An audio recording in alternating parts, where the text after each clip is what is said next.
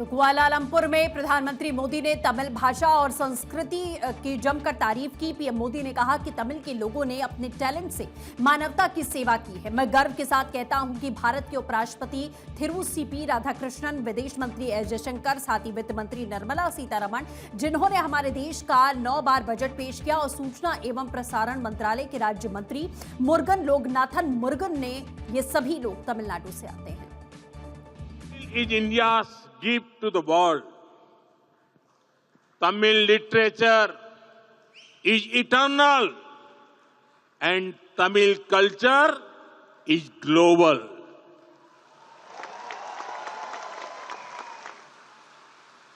In the same way, Tamil people have also served humanity with their talents.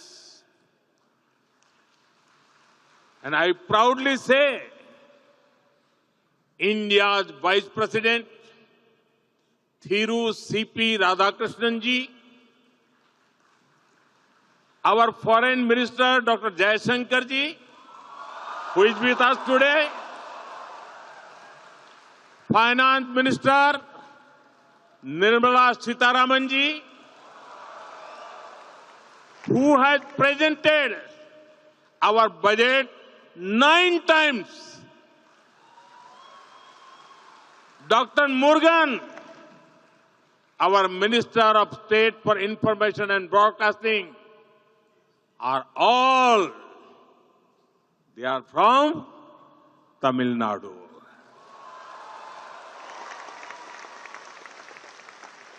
In the same way,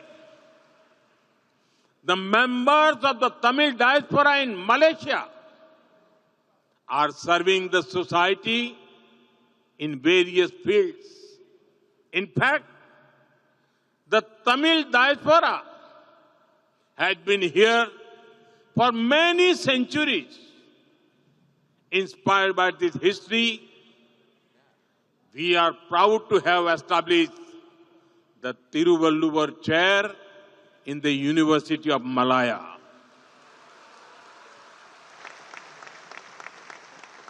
We will now set up a Tiruvalluvar Center to further strengthen our shared heritage.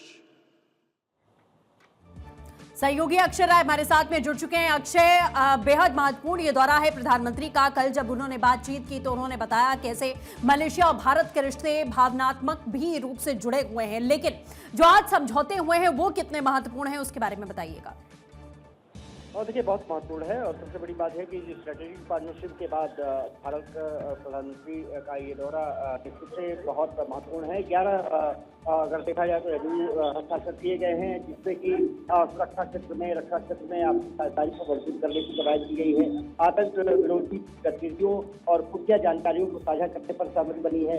समुद्री सुरक्षा को मजबूत करने पर दोनों देश आगे बढ़े हैं। और इसके अलावा अगर देखा जाए तो डिजिटल इंटरफेरेंस बात करें, डिजिटल प्रौद्योगिकियों की बात करें, उस पर भी हस्ताक्षर हुए हैं। सेमीकंडक्टर आज के दौर में एक प्रमुख उद्योग के रूप में उभर रहा है और उसको लेकर के चर्चा की गई है। एमओयू पर हस्ताक्षर किए गए हैं और स्वास्थ्य और खाद्य सुरक्षा को लेकर के भी एमओयू पर हस्ताक्षर किए गए हैं।